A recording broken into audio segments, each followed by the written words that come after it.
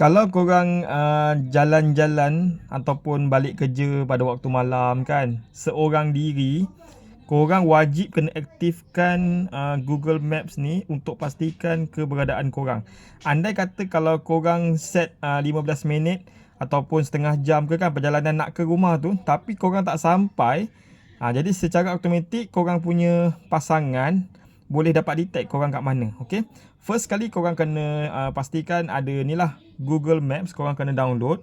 Okay, apabila korang sudah download, okay, tekan open. Okay, rasanya semua orang mesti ada akaun Google Maps ni kan. So contoh kalau korang nak detect korang punya location, okay, korang perlu klik kat sini tau, gambar kita punya profile ni. Okay, dekat sini korang perlu klik location sharing. Okay, klik location sharing. Okay, share location. Okay, dekat sini korang boleh set lah sama ada 1 jam ke. Kalau korang nak kurang, korang tekan je lah 15 minit ke, korang boleh tekan 30 minit ke, sejam ke kan, 40 minit, sejam ataupun lebih, 2 jam, bergantung lah.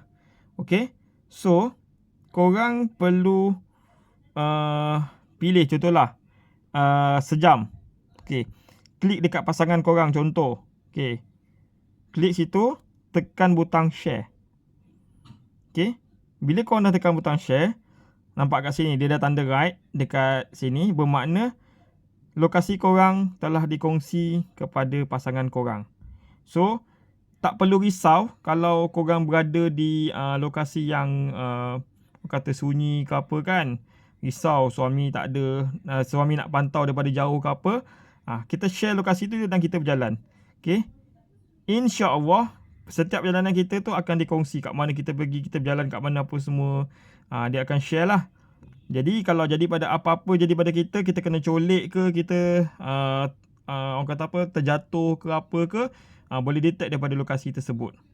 So benda ni sangat bermanfaat bagi orang yang selalu balik seorang diri pada waktu malam, apa-apa ke kan, yang bersendirian. Kita boleh share lokasi kita supaya pasangan kita dapat detect keberadaan kita. Okay, semoga video ni bermanfaat. Jangan lupa share, komen dan like. Okay, kita jumpa di video akan datang. Assalamualaikum. Bye.